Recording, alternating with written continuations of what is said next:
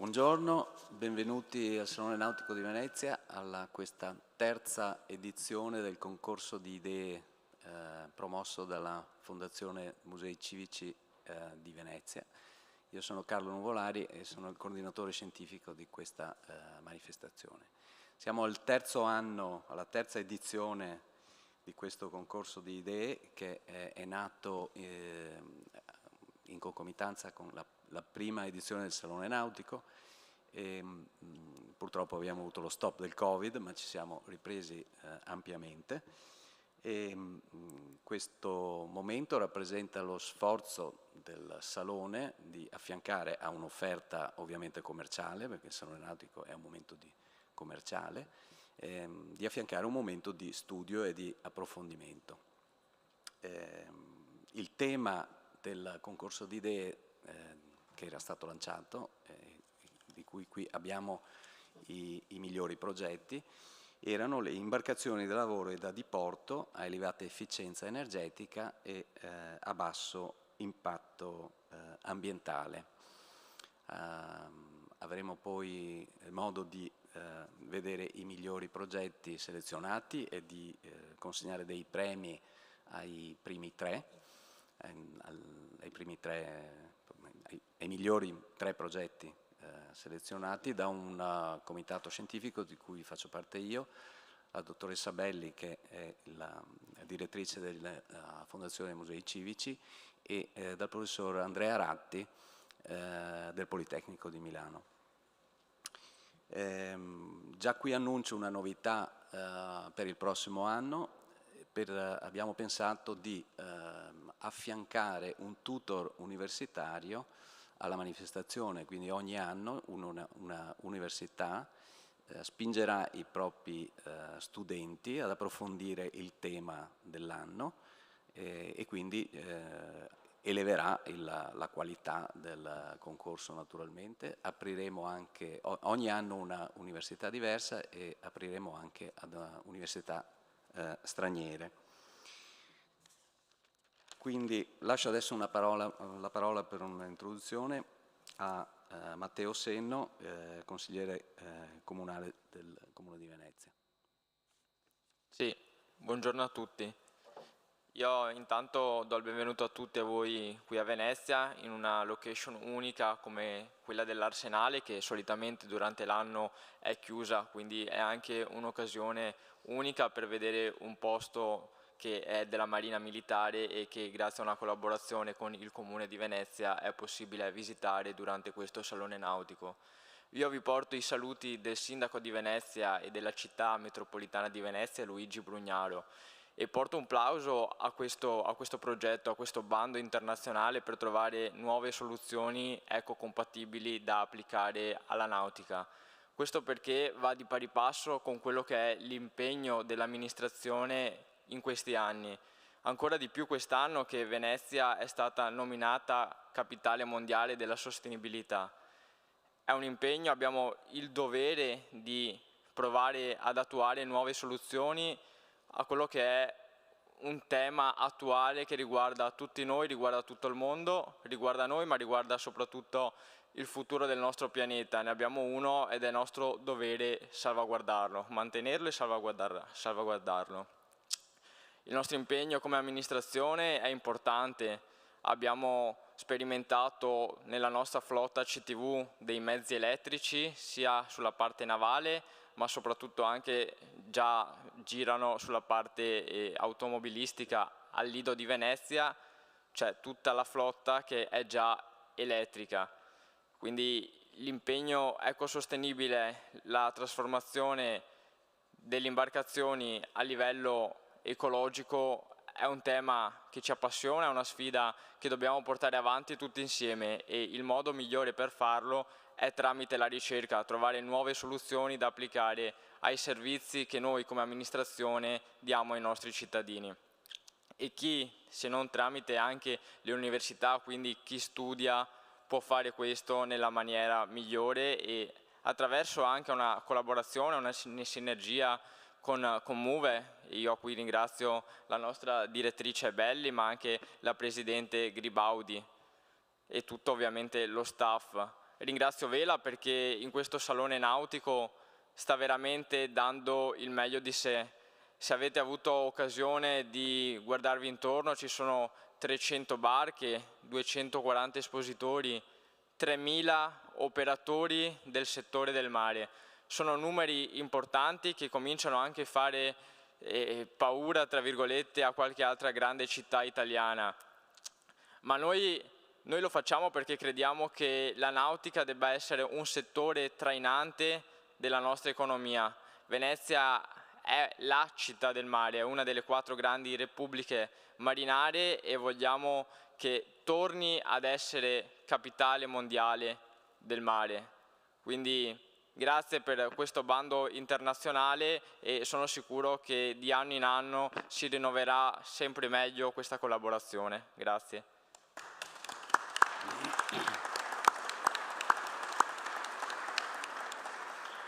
Grazie, adesso invito Fabrizio Doria di Vela SPA, al quale dobbiamo di fatto l'esistenza di questo salone nautico, a darci il suo saluto. Buongiorno a tutti, grazie.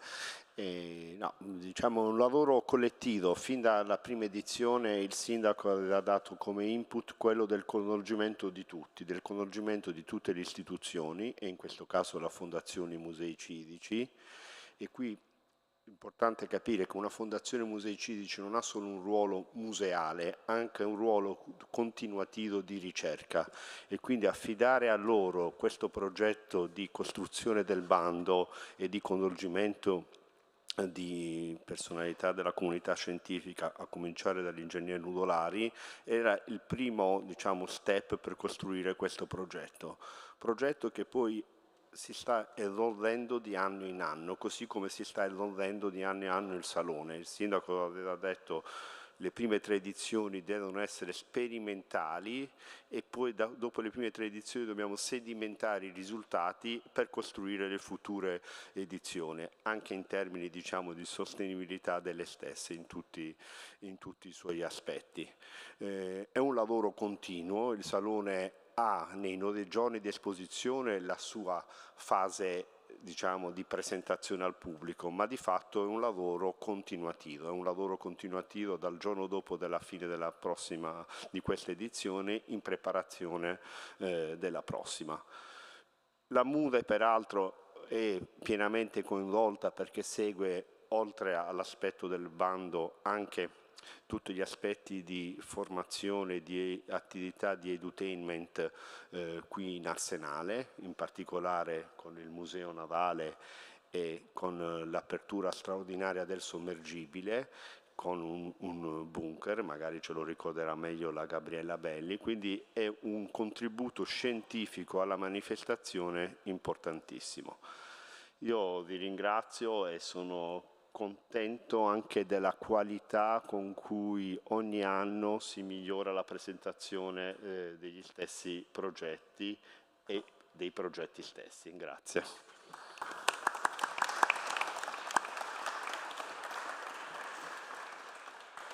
Grazie a Fabrizio Doria e adesso prego il direttore Belli di darci il suo saluto, direttore della Fondazione Musei Civici Veneziani.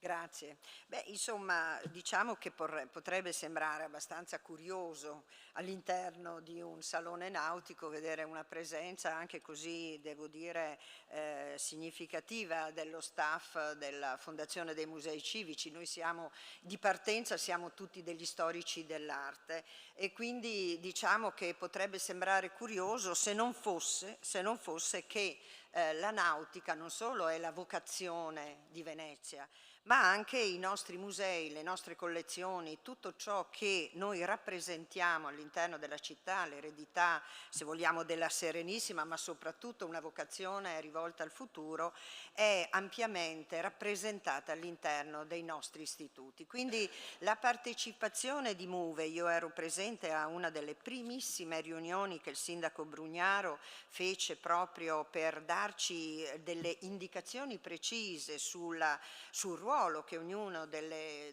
istituzioni cittadine avrebbe dovuto mantenere in questa rotta, credo molto importante, verso la rivitalizzazione di un settore, ma soprattutto anche la messa in luce di una città che potrà avere un ruolo sempre più significativo in questo campo. Era una rotta che segnava già fin dall'inizio quale avrebbe dovuto essere il ruolo della Fondazione, e lo diceva prima davvero bene Fabrizio Doria: è il ruolo della ricerca, è il ruolo della ricerca, è il ruolo dello studio, è il ruolo della valorizzazione di un patrimonio proiettandolo nel futuro. Quindi Fondazione dei Musei Civici si trova qui a questo tavolo perché in parte perché noi abbiamo un ruolo attivo, proattivo all'interno di questo bando internazionale che viene gestito all'interno di Fondazione, devo dire molto bene. Qui ringrazio Pietro Luigi Genovesi e Francesca Boni che hanno seguito proprio da vicino nel dettaglio l'operatività del bando e l'allestimento della nostra tesa che poi andremo a visitare. Ma devo dire che il ruolo diciamo di Fondazione è proprio anche stato quello di partecipare per quell'aspetto, vogliamo dire, dell'estetica della nautica, che comunque è importante. Certo, come dicevo sempre all'ingegner Nuvolari, noi storici dell'arte magari abbiamo un approccio molto legato agli aspetti più estetici del design o delle forme, mentre l'approccio di Andrea Ratti, così come dell'ingegner Nuvolari, è la garanzia che tutto quello che nel mondo si costruirà sulla base anche di questi innovativi progetti che abbiamo selezionato sarà non solo efficiente per viaggiare nel mare, ma anche, come abbiamo detto in questi ultimi 2 anni, anche permetterà una navigazione sostenibile. La Fondazione dei Musei Civici quindi è un partner veramente onorato di questo progetto che sta crescendo molto bene, che per noi e anche per la nostra Presidente, che è un'appassionata di questi temi e che qui in qualche modo rappresento, devo dire è un elemento diciamo di grande curiosità all'interno appunto di uno staff che primariamente si occupa di raccolte d'arte, di collezione, di studi di ricerche diciamo che hanno un taglio più storico-artistico. Ma l'innovazione è anche questa, è anche quella di saper trasformare, i musei in luoghi e in laboratori produttivi di idee. Quindi noi non vogliamo essere solo i custodi del passato e mantenere efficienti tutto le grandi straordinarie raccolte che noi conserviamo, gli edifici meravigliosi che abbiamo l'onore di gestire, ma il nostro compito è soprattutto quello di trasformare la nostra disciplina in qualcosa che risulti davvero utile alla vocazione più importante, che è la vocazione, diciamo, della vita quotidiana, della vita delle persone, perché l'arte a questo deve servire, deve dare senso e valore a quello che la vita ci chiede rispetto al percorso che tutti noi siamo chiamati a fare. Quindi da questo punto di vista credo che è stata una delle esperienze più piacevoli e divertenti che ho fatto in questi anni, quando mi arrabattavo guardando i disegni tecnici, io appunto storico dell'arte, per capire, ma poi avevo la fortuna di avere un partner fantastico come l'ingegner Nuvolari che insomma mi segnava la rotta. Io vi ringrazio moltissimo, è stata una bellissima esperienza, continueremo perché verso l'innovazione deve veramente maturare il destino anche dei nostri musei. Grazie.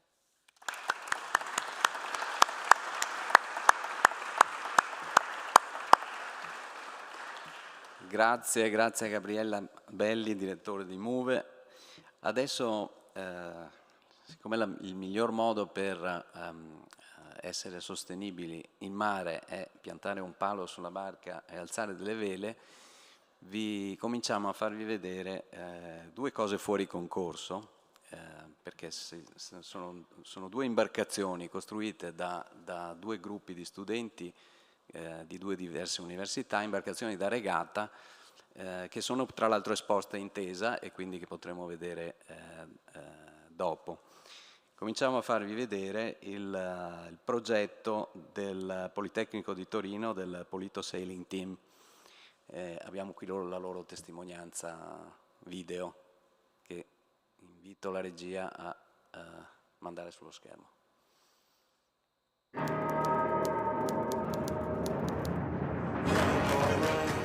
This ride is a journey to run, boy, run.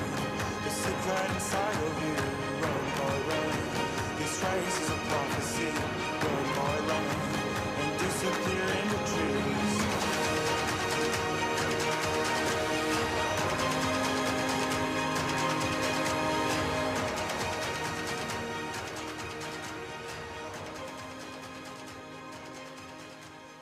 Vi chiedo scusa, allora facciamo parlare l'Università di Trieste, perché il video era quello relativo all'altra imbarcazione dell'Audace Sailing Team dell'Università di Trieste.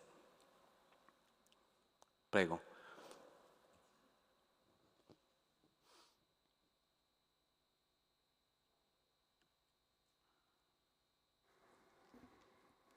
Sì, grazie, buongiorno a tutti.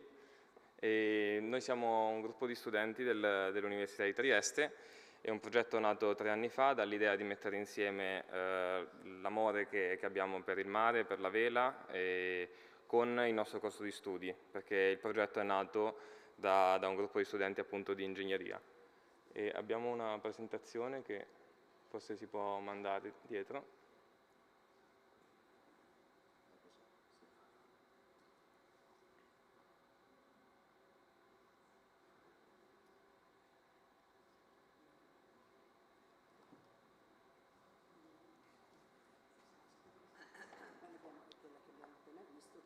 Sì, c'è il video e poi c'è una presentazione anche.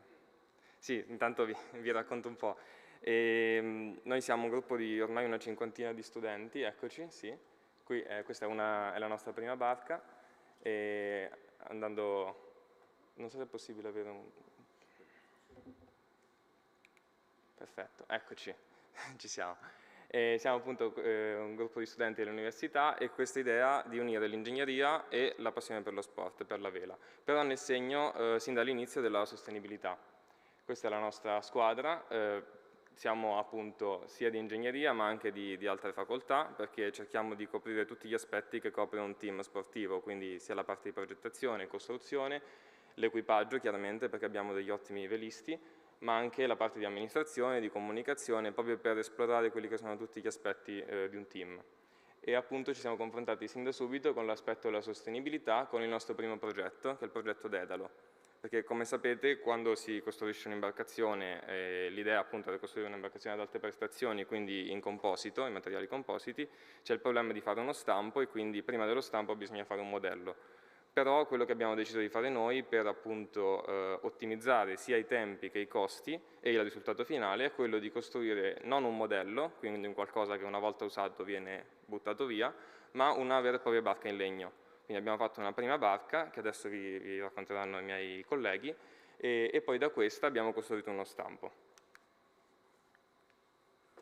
Allora, come preannunciato da Michele, la barca sì è stata fatta in legno, ma per quanto riguarda invece la progettazione non è stato utilizzato un metodo, diciamo, classico per la progettazione delle linee d'acqua. Infatti ci siamo appoggiati a software che vengono utilizzati al giorno d'oggi da team di Coppa America come Luna Rossa o American Magic, cioè Mode Frontier, e nello specifico abbiamo fatto un'ottimizzazione multiobiettivo sulle forme di carena che andavano tramite prove CFD e calcoli analitici a ottimizzare sia la resistenza, quindi trovare la minima resistenza, che la massima stabilità. Lo scafo è stato fatto con un software parametrico chiamato Grasshopper in Rhinoceros, e invece per quanto riguarda la progettazione strutturale, una volta decise le forme di carena, siamo andati su quello che ad oggi è la norma nella costruzione di imbarcazioni, cioè tramite simulazioni FEM e calcoli analitici. La costruzione di Dedalo è stata fatta in 3 mesi utilizzando la tecnica del legno modellato, che è una tecnica sì in legno ma abbastanza recente e moderna, che soprattutto ci permetteva di svincolare la progettazione delle forme di carena e quindi non essere limitati dalle possibili costruzioni o meno delle forme di carena che noi andavamo ad ottenere. Quindi, come si vedono qua in alcune foto, è stata fatta completamente in legno. Ok, queste sono altre immagini della costruzione. E successivamente abbiamo, come ha anticipato Michele, questo ci ha permesso di testare immediatamente quello che poi diventerà il modello del nostro stampo in mare e presentare la barca durante la Barcolana del 2020. Successivamente, subito dopo, siamo partiti con la costruzione dello stampo per poi passare alla costruzione dello scafo in composito e passo la parola alla mia collega Francesca. Allora, l'obiettivo quindi della seconda barca, Lina, è stato quello di passare dal legno ai compositi veri e propri, quindi andare verso un qualcosa di ancora più sostenibile, quindi fibra di lino. Abbiamo utilizzato una resina epossidica bio-based. La barca è fatta con un sandwich, quindi con un core anche in una schiuma polimerica, anch'essa riciclabile. E la tecnica, no scusi, questo è avanti, ok. La tecnica per la realizzazione quindi della barca in composito è stata quella dell'infusione sottovuoto, quindi completamente diversa, ha permesso a tutti gli studenti di imparare anche un processo per la realizzazione delle imbarcazioni, che è uno di quelli più innovativi e diciamo utilizzati al giorno d'oggi, con il quale sono state realizzate anche le appendici di lina, come nelle foto che si vedono. Ecco, questa è la realizzazione della barca, quindi dello scafo in cantiere. E alla fine anche questa è stata messa in acqua ed è stata testata direttamente dai nostri studenti.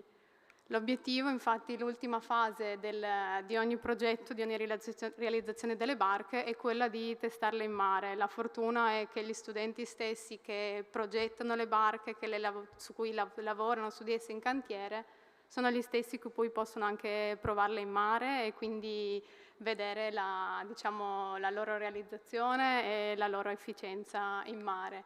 I nostri obiettivi sono quelli appunto della partecipazione della regata 1001 Vela Cup, in cui si competono tutte le varie università in cui si confrontano. Abbiamo avuto la fortuna e la bravura di vincere l'anno scorso la competizione, e in più quest'anno il team si sta impegnando anche su altri progetti come il Sumot e cose ancora più sia innovative sia diverse a livello della progettazione. E con questo passo la parola a Michele che conclude. Vi ringrazio per l'attenzione. Quest'anno chiaramente il progetto va avanti, quindi dopo Dedalo, dopo Lina, abbiamo in obiettivo di fare una terza imbarcazione, sempre in fibra di lino, per migliorare ancora di più il processo e poi di buttarci invece su quello che è il mondo del foiling, che ancora ha molte sfide. Anche lì l'aspetto della sostenibilità è ancora più importante, perché quasi tutte le imbarcazioni sono fatte in carbonio, che è un'ottima fibra ma ha un impatto ambientale elevato, e quindi anche lì trovare soluzioni diverse è ancora più stimolante. Vi ringrazio, chiaramente ringrazio anche gli sponsor che ci aiutano sempre, perché ci aiuta l'università e ci aiutano anche varie aziende della zona che ci danno una mano con i materiali, economicamente. E vi saluto e mi hanno detto che si può far ripartire il video, così ve lo godete completo, e poi la nostra barca Dedalo sarà esposta. Grazie.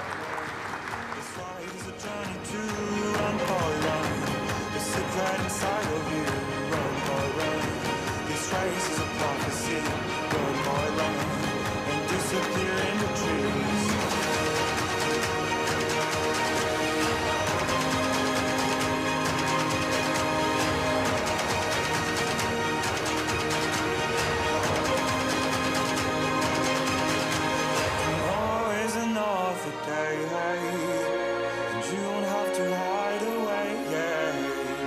You'll be a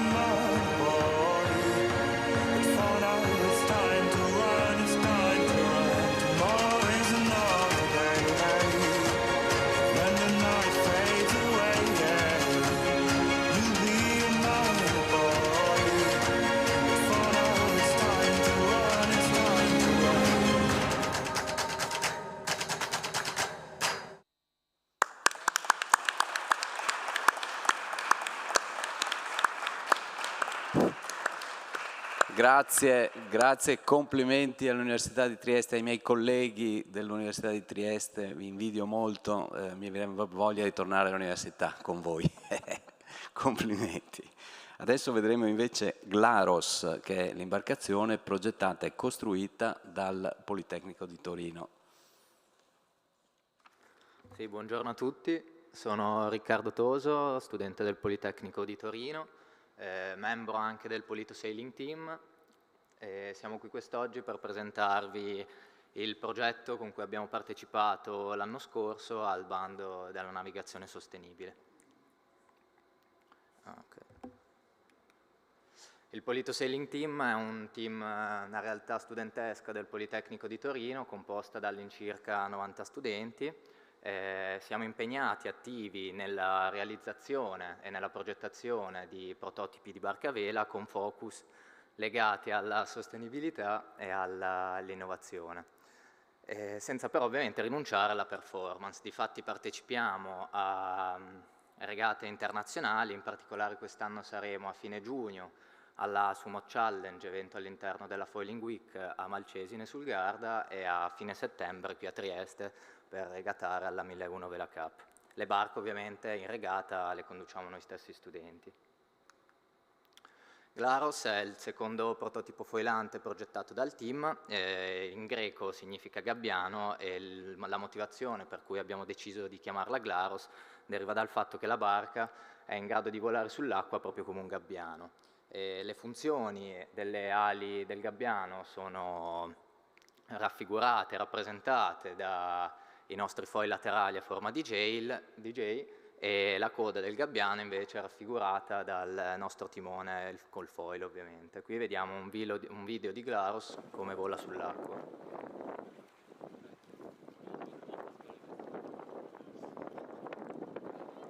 Come vedete abbiamo voluto metaforizzare la cosa. Glaros è la barca più sostenibile all'interno della nostra flotta, è composta da circa il 96% dei materiali sostenibili, in particolare il 21,7% proviene da origine vegetale, difatti è composta quasi al 22% da compensato marino in legno di ocumè e da balsa. Il restante 75,2% dei materiali sono riciclabili, abbiamo utilizzato per lo scafo le fibre in basalto e per la coperta fibre di vetro, e come impregnante tra le varie fibre abbiamo utilizzato una resina epossidica riciclabile che presenta un legame amminico tra le molecole molto debole.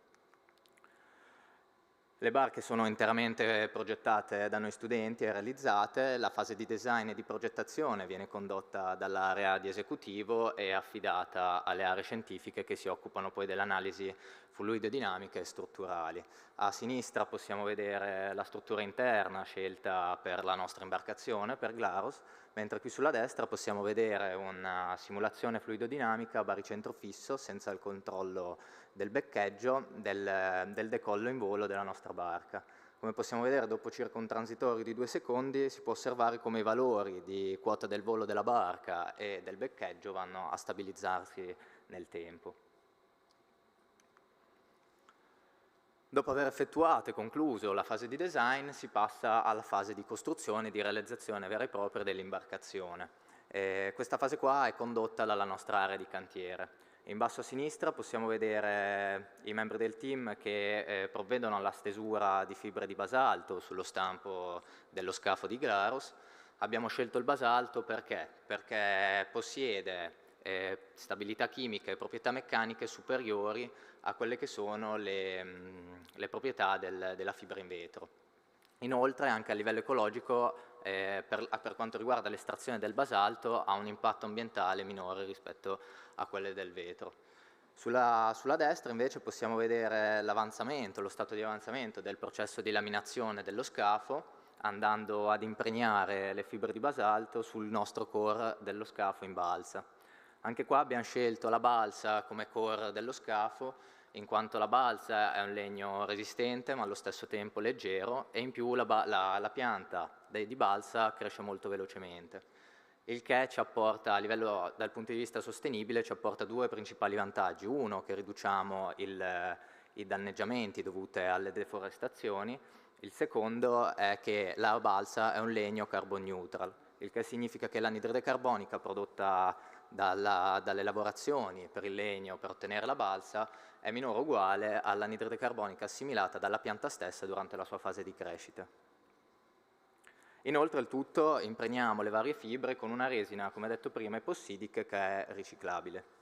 Qui possiamo vedere un video che presenta l'intera laminazione dello scafo di Glaros, in sequenza vengono stese le fibre in vetro per impermeabilizzare l'esterno dello scafo e poi in successione fibre di basalto, balsa, nuovamente fibre di basalto e per concludere ancora fibre di vetro per impermeabilizzare anche l'interno dello scafo.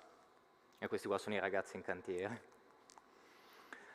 Durante gli ultimi anni il team ha avviato anche un progetto dedito allo studio e alla riciclabilità dei materiali compositi. In particolare quest'anno, durante l'ultimo anno, ci siamo come obiettivi posti lo studio della riciclabilità delle fibre di basalto, di cui sono composte numerosi scafi delle nostre imbarcazioni, tra cui Glaros. Lo studio ha avuto ottimi risultati, di fatto è il risultato che le fibre riciclate di basalto mantengono invariate le proprie caratteristiche meccaniche e strutturali. A conferma delle nostre analisi quantitative, qui abbiamo mostrato un'analisi qualitativa e possiamo vedere come tramite l'analisi a microscopio elettronico, il SEM, le fibre riciclate dopo mantengono un'ottima struttura. In questa slide qui abbiamo presentato il processo di riciclo di alcuni campioni dello scafo di Glaros. Come possiamo vedere a sinistra abbiamo i campioni dello scafo di Glaros che verranno poi disciolti all'interno di acido acetico e portati a temperature non eccessivamente alte, comunque inferiori ai 100 gradi.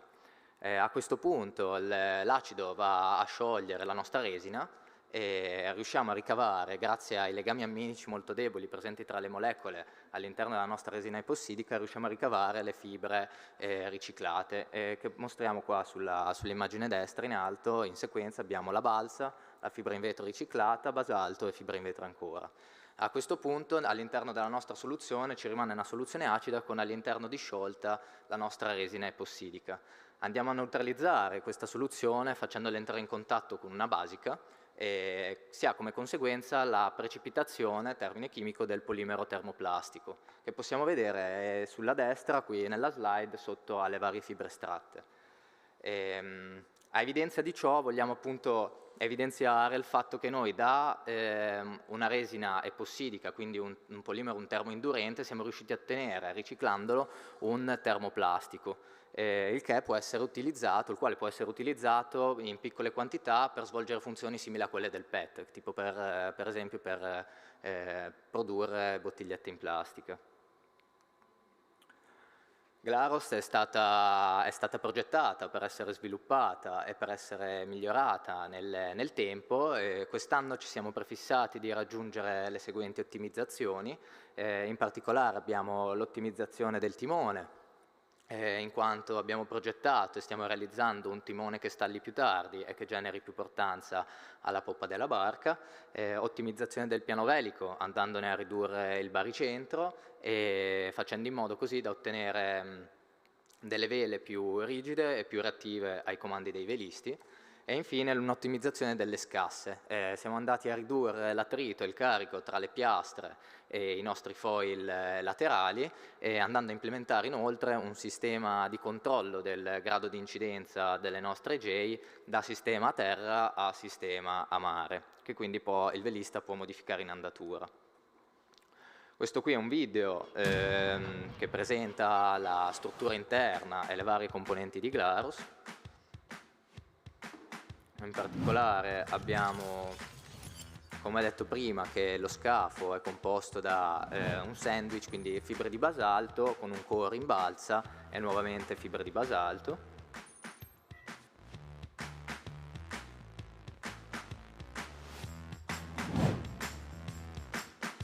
Successivamente qui mostriamo la struttura interna, quindi con le varie centine e con le scasse che permettono di utilizzare il circuito up and down dei nostri foil laterali. Questa è la coperta realizzata in fibra di vetro.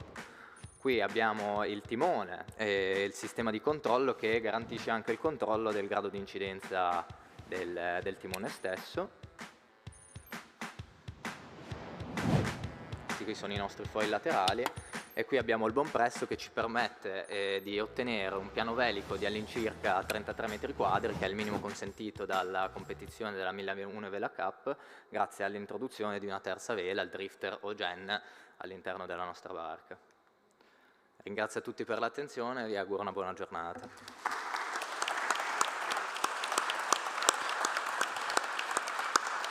Grazie anche al Politecnico di Torino che ha fatto questa bellissima barca che, ripeto, potrete vedere in Tesa. Adesso consegniamo degli attestati di partecipazione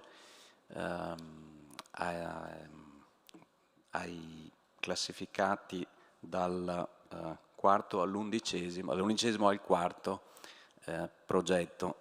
E pregherei il consigliere Senno di consegnare alcuni di questi.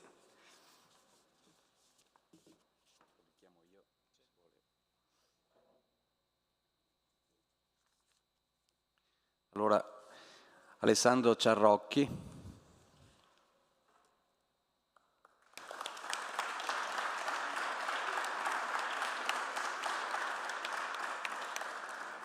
Rocco Maria Cenacchi.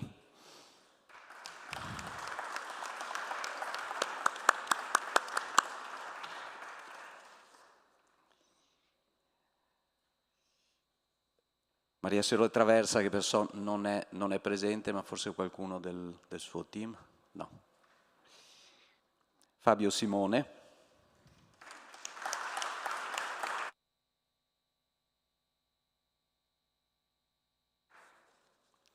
E adesso prego Fabrizio Doria di consegnare qualche altro attestato.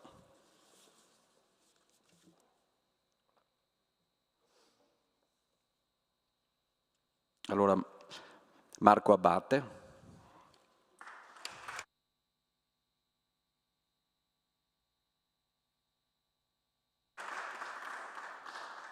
Sara Del Giudice.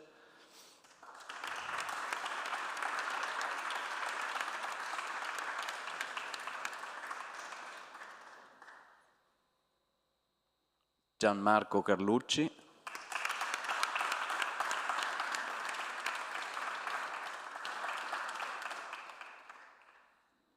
E Dinko Salopek.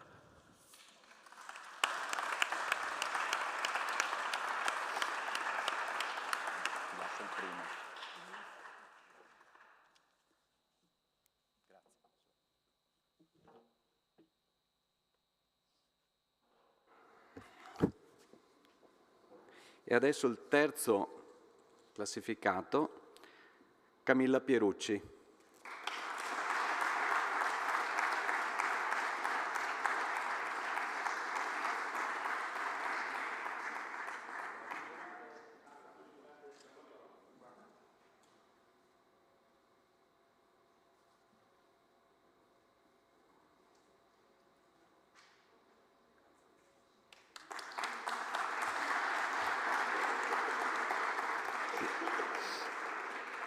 E al secondo progetto di Fabio Bignolini.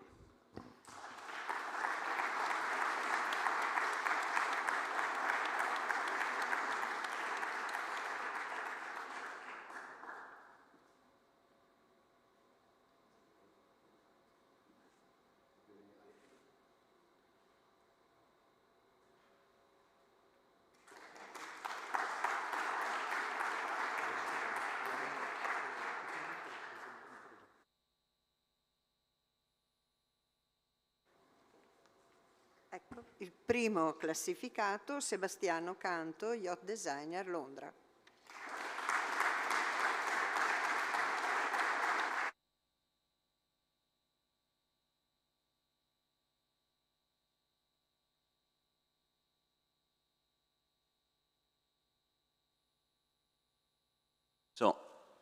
Chiederei a Camilla Pierucci di dirci due parole circa il suo progetto.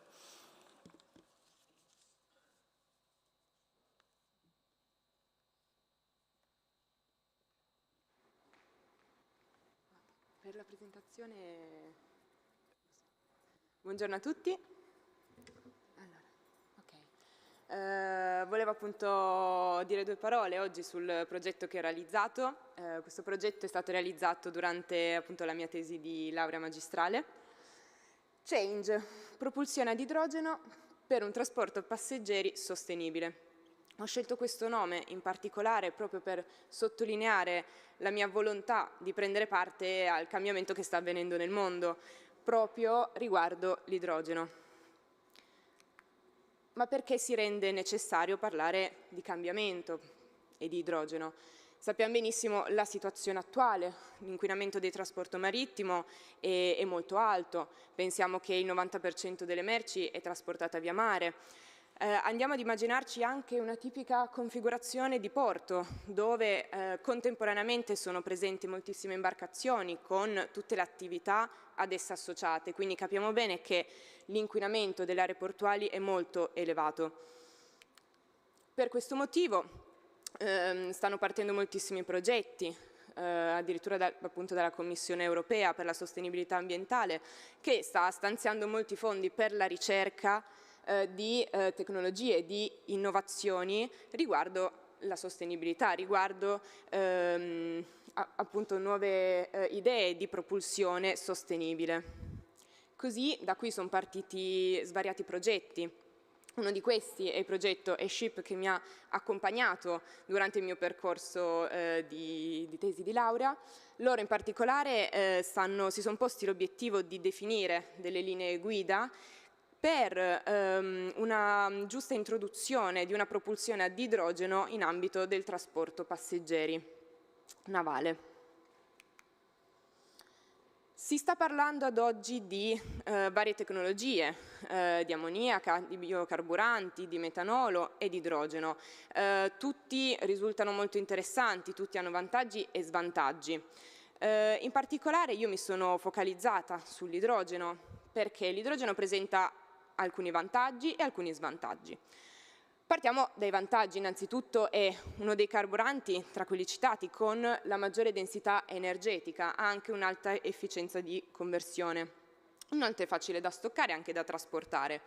In ambito ecosostenibile una propulsione ad idrogeno non produce emissioni inquinanti, ma scarta soltanto acqua.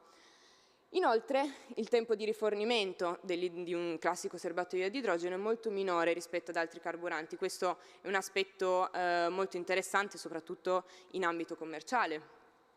E inoltre consente di utilizzare delle batterie alternative alle classiche batterie agli ioni al litio, quelle utilizzate per esempio per un motore elettrico. L'idrogeno però ad oggi presenta ancora molti svantaggi che si stanno cercando appunto di andare a definire, cercare delle soluzioni. Per esempio ad oggi tutta la filiera di produzione di idrogeno verde, quindi parliamo di idrogeno ricavato da fonti sostenibili, quali energia eolica, energia solare, ad oggi è molto scarso anche tutta la rete di trasporto, di rifornimento soprattutto. Inoltre quindi questo comporta un costo molto elevato dell'idrogeno. Presenta alcuni svantaggi molto da tenere appunto sott'occhio perché l'idrogeno ha un'alta velocità di fiamma e un'alta infiammabilità. Infatti l'idrogeno non può stare a contatto diretto con i raggi solari, non può neanche stare a una temperatura maggiore di 50 gradi. Quindi questo è un problema effettivamente che si presenta a bordo di un'imbarcazione. Inoltre è possibile appunto che delle fuoriuscite dalle bombole di idrogeno causino la corrosione dell'acciaio.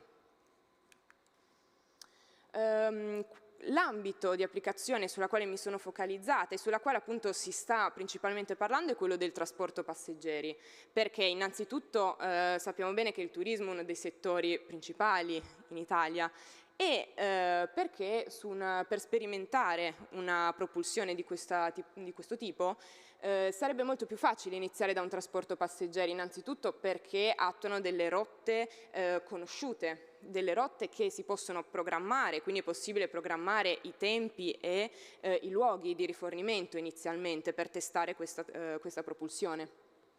Inoltre sono importanti mezzi di divulgazione. Questo appunto riassume il concept del mio progetto, quindi le idee sulla quale mi sono basata. Principalmente ho preso un elemento, l'acqua. L'acqua è l'elemento dalla quale noi possiamo ricavare la maggiore quantità di idrogeno ed essa inoltre è l'unico scarto di questo nuovo sistema propulsivo. Quindi dall'acqua mi sono ispirata per il suo concetto di leggerezza, di trasparenza, ma anche il gioco di luci ed ombre che crea, le texture che crea. Andiamo più nello specifico a vedere quello che è stato effettivamente il mio progetto. Innanzitutto è un'imbarcazione di 40 metri con 300 posti a sedere. Ho scelto appunto un multiscafo, più che altro per il comfort a bordo, essendo un trasporto passeggeri. Vediamo appunto alcuni disegni, quindi la linea caratterizzante della mia imbarcazione, questa linea sinuosa che parte da prua, va verso poppa e mi racchiude al centro dell'imbarcazione le mie zone centrali, le zone interne, dove si trovano tutti i servizi di bordo. Più nello specifico vediamo il ponte superiore, dove sarà presente una zona interamente dedicata a questa tipologia particolare di sedute che ho studiato insieme al resto dell'imbarcazione, poiché riprendono sia le forme sinuose dell'imbarcazione, ma consentono all'utente, dovunque si trovi, di sedersi e guardare verso l'esterno. Quindi di fuoriuscire un po' dall'idea di sedermi e comunque avere la mia visuale concentrata ovviamente su magari niente, quindi non sull'ambiente circostante. Vediamo il main deck ancora, invece la zona interna centrale dedicata alla zona bar, quindi i servizi, invece tutto il resto del ponte è dedicato appunto il ponte all'aperto, anche qui scandito da questa tipologia di sedute, poste appunto in modo da poter sempre guardare verso il panorama circostante. Passiamo invece a una zona più tecnica, quindi alla zona dei serbatoi della propulsione ad idrogeno. Ho studiato questa tipologia di propulsione ad idrogeno composta da serbatoi, bombole di idrogeno stoccato a una pressione di 350 bar, in un compartimento stagno dedicato. Dopodiché l'idrogeno va a rifornire le fuel cell. Le fuel cell sono in grado di trasformare l'idrogeno in energia elettrica scartando solo acqua. Dopodiché le fuel cell andranno quindi ad alimentare due motori elettrici, classici motori elettrici che si usano anche adesso, e un pacco batterie in parallelo, perché questo pacco batterie andrà ovviamente ad alimentare tutte le utenze di bordo e inoltre a fornire dei picchi di energia al motore, perché l'idrogeno non è in grado appunto di fornire picchi di energia, ma solo un'energia continua. Inoltre, per le problematiche, per gli svantaggi che ho citato in precedenza dell'idrogeno, sono andata ad ipotizzare alcune tecnologie per poter ovviare a questi problemi, che potrebbero essere, ho ipotizzato di estendere un classico impianto di raffreddamento ad acqua del motore, estenderlo agli altri compartimenti propulsivi, quindi quello delle fuel cell, delle batterie e dell'idrogeno, per riuscire a mantenere una temperatura costante, sotto controllo soprattutto, e ancora un impianto di aerazione a murata, quindi in un dettaglio in basso a destra possiamo vedere questa linea scafo che appunto costituisce questo canale di aerazione che andrà a convogliarmi i fumi che potrebbero fuoriuscire dalle bombole, così appunto dalle tubazioni, andarle a incanalare verso poppa in modo da allontanarle dalla zona passeggeri. E inoltre consentirà appunto di avere una grande aerazione di tutti questi compartimenti in modo da mantenere un ambiente a temperature controllate. Volevo ancora concludere dicendo due parole appunto su quelle che per me sono state un po' le prospettive future, perché ho iniziato questo progetto sapendo che ad oggi ci sono ancora molte problematiche per poter utilizzare un'imbarcazione, per poter effettivamente pensare di produrre un'imbarcazione del genere, però i progetti sono tanti, si sta facendo tanto e si sta cercando di migliorare in questo senso l'utilizzo dell'idrogeno in ambito navale. E appunto ho realizzato questo progetto con la speranza comunque che si possa continuare in questo verso, che si possa ampliare tutta la filiera di produzione, di trasporto, insomma di rifornimento di idrogeno, e che magari un giorno si possa pensare davvero di riprendere in mano un progetto del genere e effettivamente pensare di poterlo realizzare. Insomma. Grazie dell'attenzione.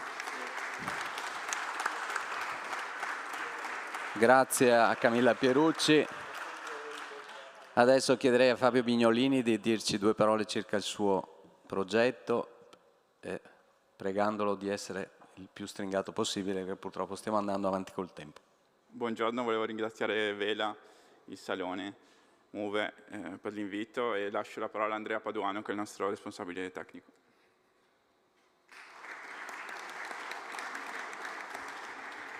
Grazie mille, cercherò di essere il più stringato possibile. Noi siamo partiti dal problema che affligge adesso la nautica, che è quello della riciclabilità degli scafi a fine vita. Infatti la maggior parte delle barche, soprattutto a vela, che è l'ambito in cui siamo più interessati, sono fatte in materiali compositi, vetroresina, che però non possono essere riciclati a costi sostenibili. Quindi la maggior parte delle barche alla fine della vita viene abbandonata. Ora come ora ci sono circa 75.000 barche abbandonate in giro per il mondo, e il 54% di queste sono proprio abbandonate abusivamente o semi-abusivamente nel retro di cantieri, qualche diciamo boschetto e così via, in modo non proprio molto civile. Abbiamo pensato a una soluzione per risolvere questo problema e l'abbiamo chiamata Air Composite. È una tecnologia di materiali compositi che permette la riciclabilità completa a fine vita. La grande svolta è stato l'utilizzo di una matrice termoplastica, cioè una resina che non è termoindurente come quelle epossidiche, ma può essere riciclata a fine vita in modo abbastanza facile. Nel video qua facciamo vedere brevemente come può essere, se parte, mi sa che bisogna farlo partire dalla cabina di regia.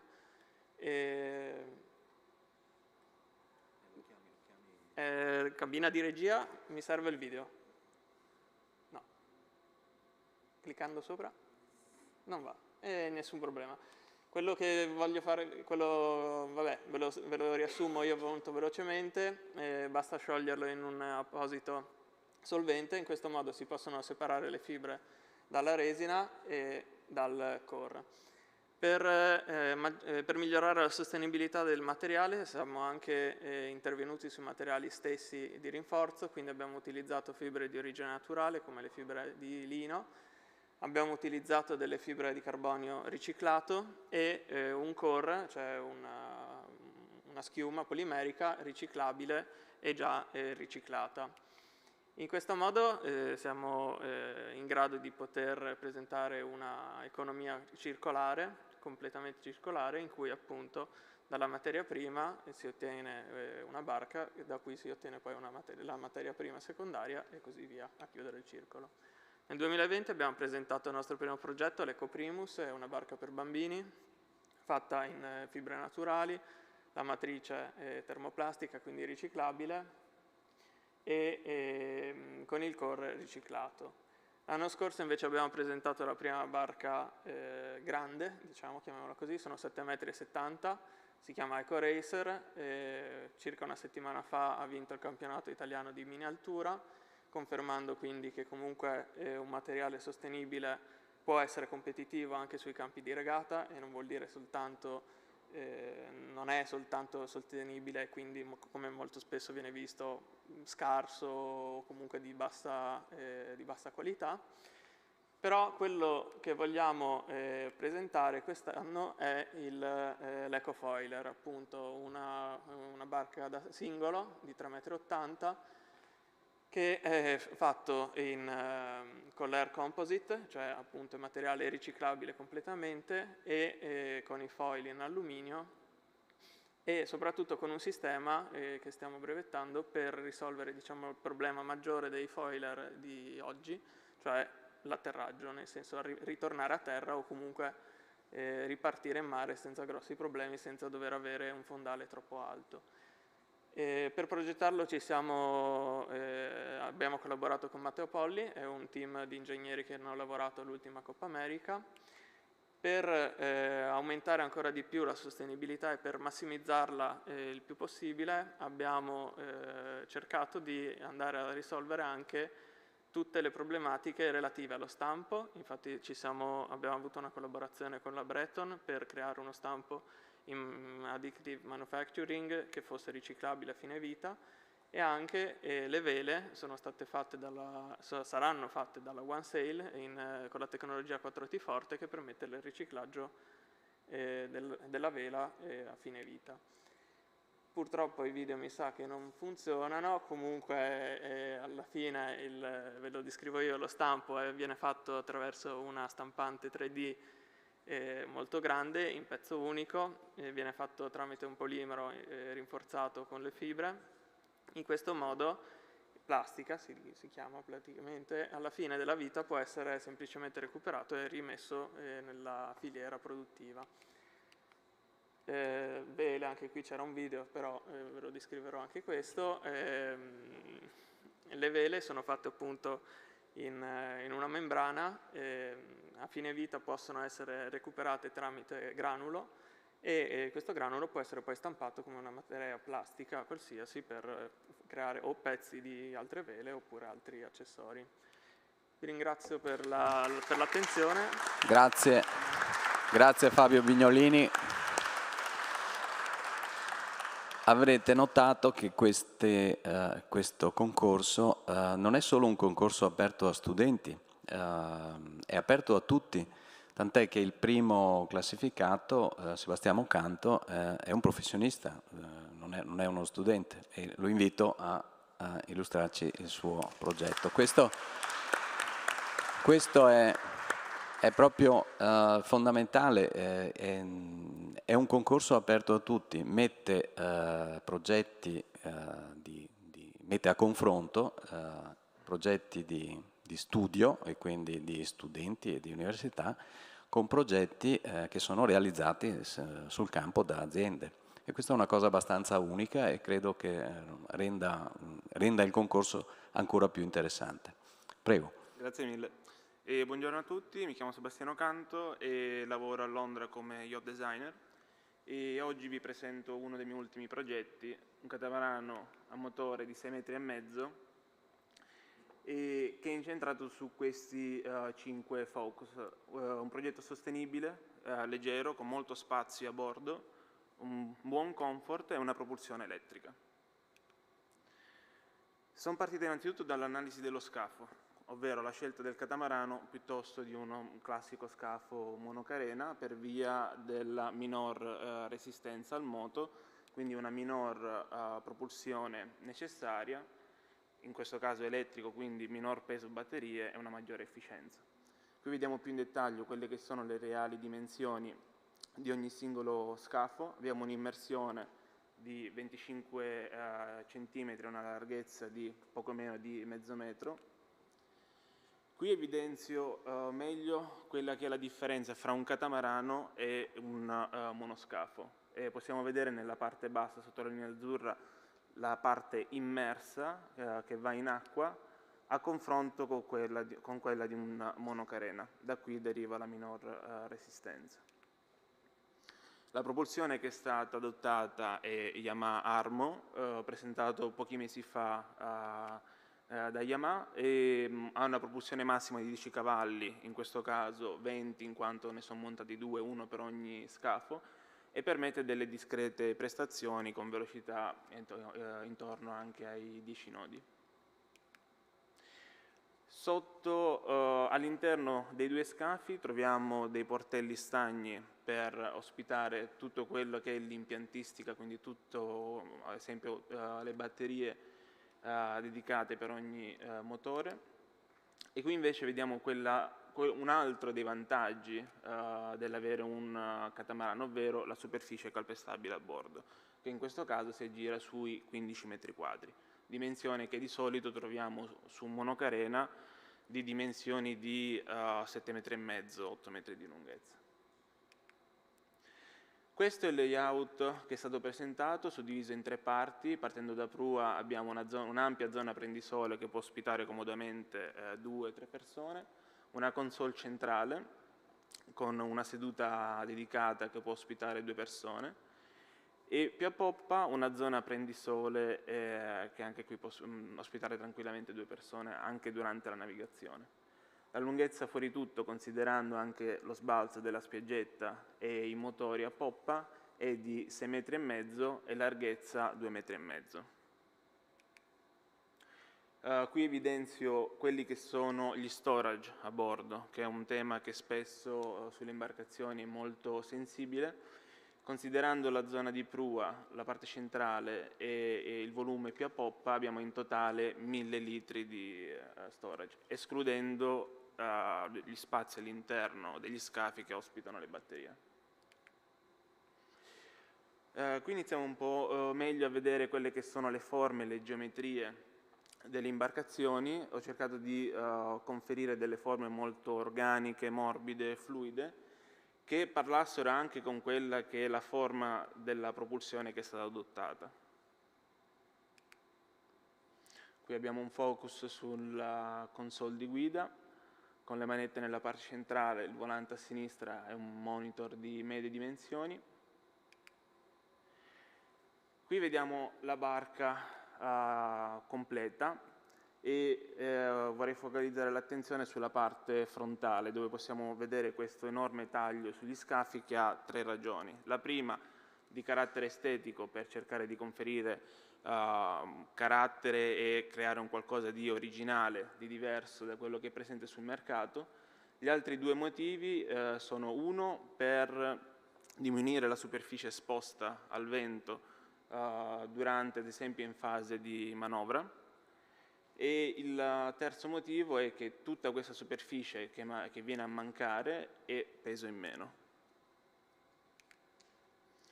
Qui vediamo un po' più in dettaglio quelle che sono le geometrie dello scafo, con una sezione maestra molto classica, molto simile a tantissimi altri catamarani, mentre nella sezione a destra abbiamo la sezione di prua che va ad evidenziare quella che è la forma, con questo dead rise inverso di 30 gradi che ha la funzione di far defluire molto più rapidamente possibile l'acqua in caso di moto ondoso, perché ovviamente tutto questo volume che viene a mancare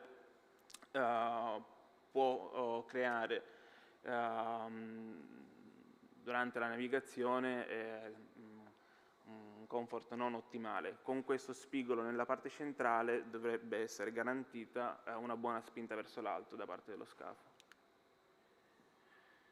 Qui vediamo un po' meglio quelle che sono le geometrie dello scafo, e nella parte scura all'interno del taglio abbiamo la parte centrale. La distanza del ponte che collega i 2 scafi dal livello del mare è sempre un argomento molto sensibile nei catamarani. Il calpestio ha un'inclinazione di 1,5 gradi da poppa verso prua, quindi abbiamo 37 cm nel punto più basso di distanza. Man mano che si va verso prua questa distanza aumenta, quindi viene garantito un maggior comfort durante la navigazione, per evitare l'effetto slamming con le onde. Qui vediamo più in dettaglio con anche la spiaggetta a poppa, con la scaletta a poppa. Qui un dettaglio della prua, anche qui per un vezzo estetico è stata integrata la forma frontale del prendisole di prua con la forma dei 2 scafi laterali, sembra sottolineare queste forme molto organiche. E qui abbiamo la configurazione prendisole sedute con 2 persone, tavolino alzato e 4 persone che stanno comodamente a bordo. E può essere anche allestita con un tendalino che va a posizionarsi sulla forma di prua del catamarano, che dà una discreta copertura d'ombra ai guidatori e, volendo, aggiungendo delle estensioni anche agli altri ospiti. Da questa idea di forme di scafo ho provato anche a elaborare in queste settimane dei possibili sviluppi di imbarcazioni 24 metri e 44 metri sotto le 500 GT, che è tuttora in fase di sviluppo e che magari in futuro avrò piacere di mostrare. Grazie per l'attenzione. Grazie. Grazie mille. Grazie a Sebastiano Canto. Tra l'altro un progetto che per dimensioni e caratteristiche si adatterebbe benissimo alla laguna di Venezia. Non che questo abbia influito sul giudizio, ma è una considerazione visto che a Venezia siamo. Grazie, adesso vi invito ad andare in Tesa 99 qui all'Arsenale per vedere i progetti, vedere le 2 barche delle università esposte e anche per un rinfresco. Grazie.